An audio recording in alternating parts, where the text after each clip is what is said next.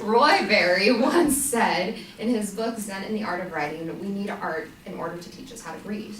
And I'm here today to enlighten you why we should continue to fund the arts programs in schools for students. I was in the fine arts all my life, and in elementary school I was in choir, and then in junior high I took up creative writing, and I started also drawing, and then in high school I was in musical theater and show choir, and I acted and all that jazz. And I didn't realize how important the arts was until I took up all of these things during school. And then everyone lives and breathes the fine arts, even if they don't realize it. Mostly everyone, when they're driving to work or driving to school, they're listening to the radio. Or when they're bored or have nothing to do on the Friday night, they go to the movies. Or we even do creative writing in schools, and we watch TV and we read books. And even when we see billboards or paintings of advertising things, those are also art. So today I want to express to you why funding the fine arts is so important, and how it influences students and how the arts benefits our society. Fine arts educations have been getting cut, or their budget has decreased each and every year. When the economy is doing poorly and money is running low, the arts programs are often the first to be considered to get budget cuts, and especially in public schooling. Public funding for arts programs come from federal, state, and local governments. According to a statistic compiled by the grant makers of the arts, from 2011 to 2012, the National Endowment to the Arts saw a decline of nearly 6%, while state resources saw a decline about 5%. And local entitles likewise contributed less funding for the arts in 2012. Superintendents, when cutting programs, look to cut programs that have the least amount of impact on the society or the school location. And sports programs often never get cut because they bring in a lot of parents when they come to see the football games or the basketball games, and sports tends to be a very big thing in the community around the school as well. And as a result, arts programs are usually the first to go. The National Federation of State High School Associations says, by cutting out a fine arts program, the district saves considerable money in the amount of salaries of the employees not needed. And instead of cutting the program and cutting the funding, we should be finding ways to develop programs and make arts more accessible for students. America's For the Arts Action Fund has found students with art-rich educations have better grade point averages, score better on standardized tests in reading and math, and have a lower dropout rate. School boards must analyze the long-term effects that the fine arts have on the school and students. Arts program in schools influence and affect students in positive ways. The fine arts show positive influences and allow students to grow in each aspect of life. According to the Fine Arts Department at Katy Independent School District, the arts reach students not normally reached in ways and methods not normally used. It changes the learning environment to one of discovery, and students connect with each other better. The arts provide challenges to students of all levels, and students learn to become sustained and self-directed learners. And the study of the fine arts positively impact the learning of students and lower social economic statuses. I personally have found in high school that I had a friend, and he originally was not doing very well, and he was involved in drugs and all of that stuff. And every day he would pass by our choir room, and he would watch our choir for like 20 minutes and then go about his merry way.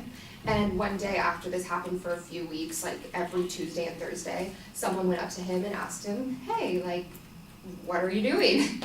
And he said, I've never heard anything like this. Like, I really want to get involved in this. And so then after he auditioned and he made it into the choir, he realized that his life had changed for the better, and he let go of all the drugs that he was involved with, or the negative things in his life, and he saw that there was a very positive impact on his life, and he was happy, and he found all the things that he was looking for, but he was looking for them in the wrong places. And once he got involved with the arts, he realized that that was a very positive impact on his life. And I also had another friend who was involved with football. Not saying anything is wrong with sports, because sports are great too, and if you're passionate about that, but he wasn't passionate about what he was doing.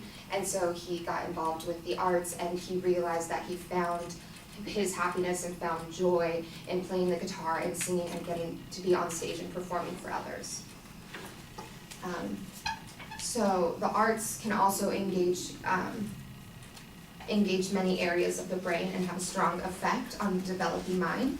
The Burton study of more than 2,000 children found that the arts were far superior in creative thinking, comprehension, problem solving, self-expression, risk-taking, and the arts don't just develop creativity, but the skills to also translate into academic achievement. PBS also says, a report by Americans for the Arts states that young people who participate regularly in the arts 3 hours a day or 3 days a week each through a full year are 4 times more likely to be recognized for academic achievement, to participate in math or science fair, or to win an award for writing an essay or poem than children who do not participate in the arts. And the arts is a big reflection on society, and those who study the arts may go on to be great influence in our society. Arts has a strong impact on society, and it helps us think and believe and express the way we feel. In history, some of the greatest revolutions have been sparked by radical novels or articles such as The Jungle, which shows Chicago during the time of the food where everything was not up to par, and it showed things like that. And it even shows, visual arts shows different cultures and nations and religions and etc. Even the evolution of arts shows us how society changes throughout the years. Most of us listen to music and watch films or look at pictures at least once or twice a day, but rarely consider the social impacts on such a commonplace thing. Studying arts in schools makes for a creative mind and allows students to develop their ideas and make life-changing art. Arts Council in England says, the value of arts and culture to people and society outlines the existing evidence on the impact of arts and culture in our economic health and well-being of society and education. Through making and finding art, it makes society feel and question life around us. Also, it's very important to have arts in schools and the funding of arts in schools, because often people don't have the funds to be able to go out and participate in the arts outside of school. I know personally when I was growing up that I was a competitive dancer, and competitive dancing or taking dance classes in and of itself are very expensive. And in order to do that, you're also having to pay for costumes and having to pay for recitals and tickets, and it could be very taxing on a family. And so being able to find that outlook or find that outlet and being able to participate in schools and have it as a public funding and something that's available in public schools is very important, so students can participate in the arts and not have parents have to pay if they're not financially able to. And the arts is a large part of our society in a whole.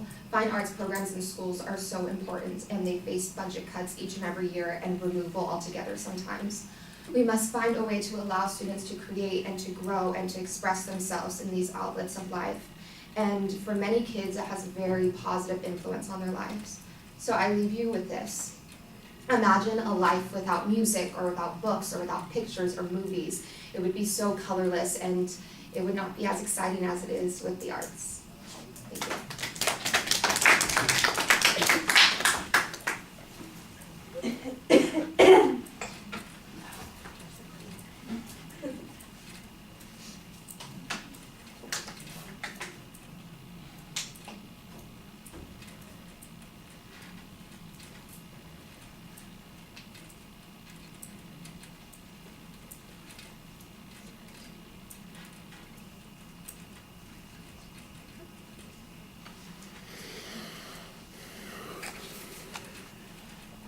So, Erica, share your thoughts with us, please. I really liked her topic, and I could tell that something that she really enjoyed, the way she was expressing and telling us about her. I liked how she told us about her experiences from junior high and high school and all that. there's a quote in there that she mentioned that I really liked and I agree with, that it's that the art is a way expressing your own, like expressing yourself and like connecting with others. And she had her personal stories were like really good ones. They're like inspirational. And I really liked her intro. Overall, I really liked her speech, but the only thing was that she barely even looked up to the audience. Like she mostly read off her notes. Okay.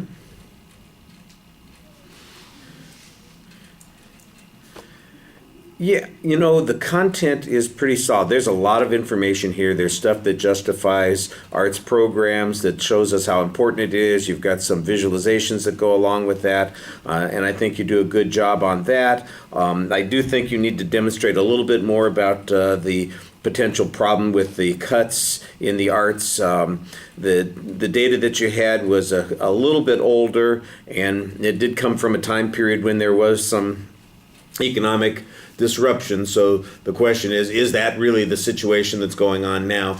You would swear, and it's not your fault, you would swear the arts programs have disappeared entirely if you believed every speech that I've heard in the last 30 years, because everybody has the same kind of argument here. It's that it's valuable, it's good, it's important, that sort of thing, and the programs are always being cut. And I'm going, if they're being cut this much, at this point they should be gone. What's going on? And I know that it's a little hyperbole that people go through when they're doing this to try and create energy for this. And I know that there are programs that do get cut, or even if the programs don't get cut, they get cut back a little bit, and they don't have an opportunity to serve as many students or to give the students that they do serve as many opportunities as they could have, and more is better. I think that's the thing that we need to have a little bit more of, that serving more people, giving them greater variety, that's the thing that's most essential.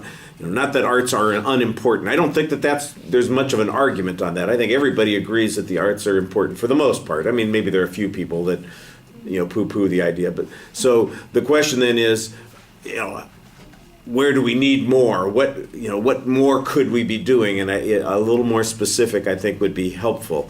But you had a ton of information in your speech, and you did a nice job kind of integrating it into the presentation. You're always best, and you'll see it, you're always best when you're talking about your own experience, because you look up, you talk to us, that's when your voice gets some inflection, that's when it seems like you're more engaged in what's going on, that's when you actually begin to talk to us a little bit, and then you kind of dive back into the other material again, and it just becomes, you're reading to us, and that's not what you want to be doing at this particular point. And it's tough because you do have a lot of information, and that's one of the reasons that you're so dependent on the notes, but it really does take you out of the presentation, I think. And some things needed to be a little bit more complete. I know what you're saying at one point, but I'm not sure everybody's going to know what you're saying when you refer to the jungle and the whole thing that's going on there, and your story just kind of gets mangled. It's incomplete. So that's one of those things. Probably would have worked better if you'd practiced it, thought about how you're trying to say it, instead of just kind of dropping it in there and it's not explained as well. And there are a couple of other places where you have similar sorts of things. So it's not, they're good ideas, but they're incompletely formed, and they don't do the job that they're supposed to do in your presentation as a consequence. Like I said, the delivery issues, I think, are mostly hindered by you're dependent on the script and the notes, and whenever you start looking up and talking to us, you start doing better, and that's when it comes across much more effectively. So I don't want to repeat myself too much. Good content organization could be a little bit stronger in that area of developing the need, and the delivery is problematic. All right, thank you.